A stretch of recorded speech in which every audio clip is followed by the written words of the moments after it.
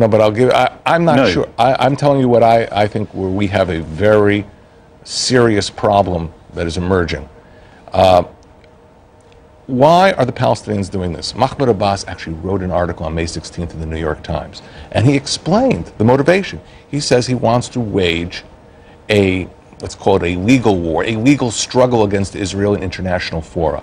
In other words, this move on the part of Mahmoud Abbas is not to somehow level the playing field and make it easier for the Palestinians to negotiate with Israel. To the contrary, it's to open a whole new door of going to the International Criminal Court, the ICJ. What are you afraid of? Why are you afraid of international law? Stop violence. No, I want us to make peace. Why are you afraid of international law?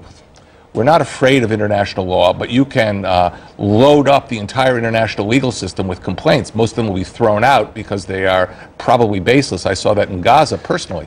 But this is not the way to make peace. Okay. And what we need to do, as I said before, just sit down with us. You sat down with every prime minister, with Rabin, with Peres, with Barak, with Olmert. Sit down with us. You sat down with Bibi Netanyahu just as well in 1996. Sit down with us. Don't go to the UN. You're tying up the whole international community on a useless step that will only create complications for you and for us. Can I ask you how much support there is within the Palestinian leadership for this? I haven't heard a single comment in favour of this from your Prime Minister Salam Fayyad.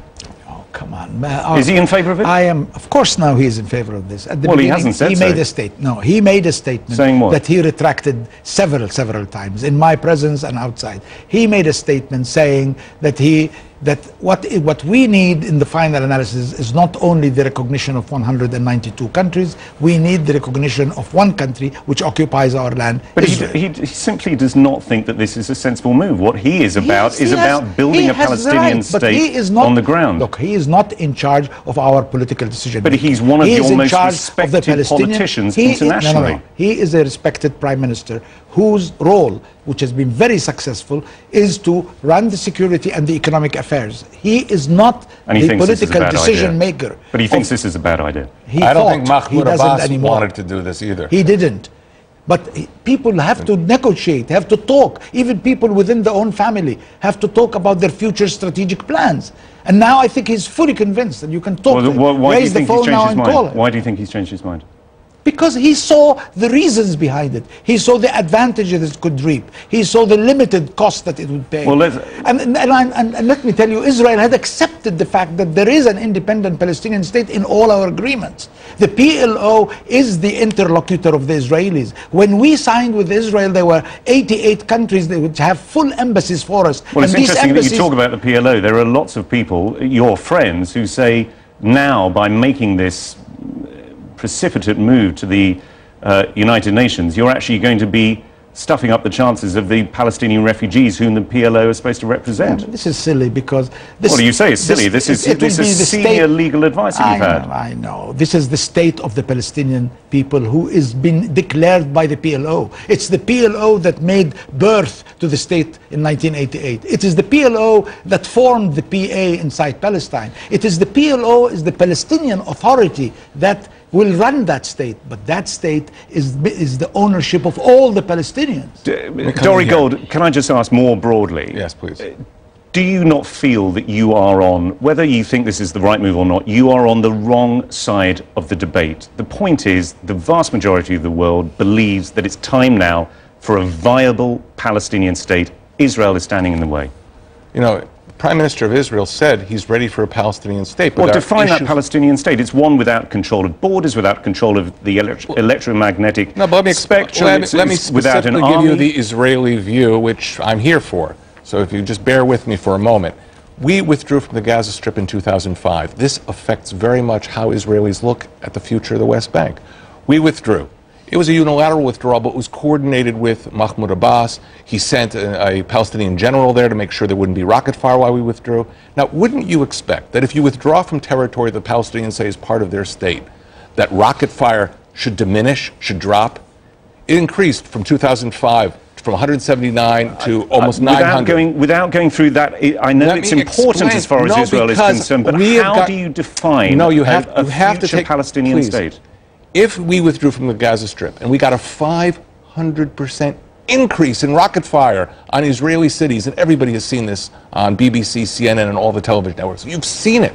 How can we be certain that this won't happen in the West Bank? That is why we need a negotiation with the Palestinians directly to talk about security issues. If they say, too bad, we're deciding at the UN that the lines will be the 67 lines which all our leaders have said are indefensible, Rabin, Sharon, Dayan, then, you know, what's there left to talk about? Can I ask both of you, we're hearing from both of you passionately and in some detail many of the arguments that we've heard over the past decades, to be frank, around Israel and the Palestinians at the moment. There is this thing called the Arab Spring. Are you not afraid, Nabil Shaf, to begin with you, that one of the currents that we've seen from the Arab Spring is that, frankly, the tired old leaderships have ended up being swept away by public disaffection? Are you not afraid that actually the Palestinians might well do that to you?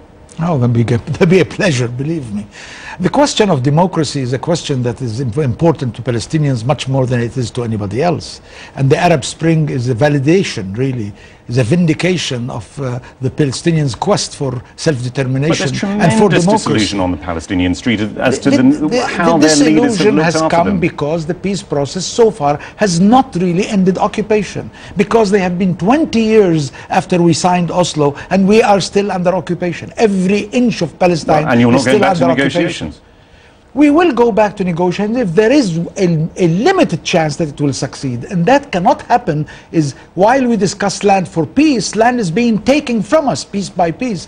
We cannot really anymore. We did it at one time. Mr. Gold refers to a time when there was hope, during the Rabin time when we felt that we might, in fact, in 3 years finish everything. But now in 20 years, we are still fully occupied. Dore Gold, is there not the chance, I know that there's a lot of uncertainty in Israel about what's happening around them regionally, but that just by hunkering down, actually, you're going to make the worst of all worlds, that it's up to you now to make the weather, rather than simply fold your arms and say no? The ultimate responsibility of any serious democratic government in the West, and actually anywhere in the world, is to protect the lives of its civilians. Now, what is happening with the Arab Spring, for us, there's a positive side. I would like to see the Arab world democratic so that Arab leaders don't have to wave the Israel card to win legitimacy instead of providing real services to their people and winning support at the ballot box. But those new Arab leaders are sounding all the more concerned about what's happening with Israel and the Palestinians. Now, what is happening, I don't think you're getting anything new on that issue. They're focused inwardly. The problem is that we're getting a tremendous amount of instability. Do we know who's going to lead Syria in 6 months from now? Do we know who's going to lead Saudi Arabia in 2 years from now?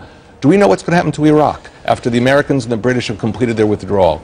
Will it become a new Arab democracy of accountable government, or will it become simply a satellite of Shiite Iran?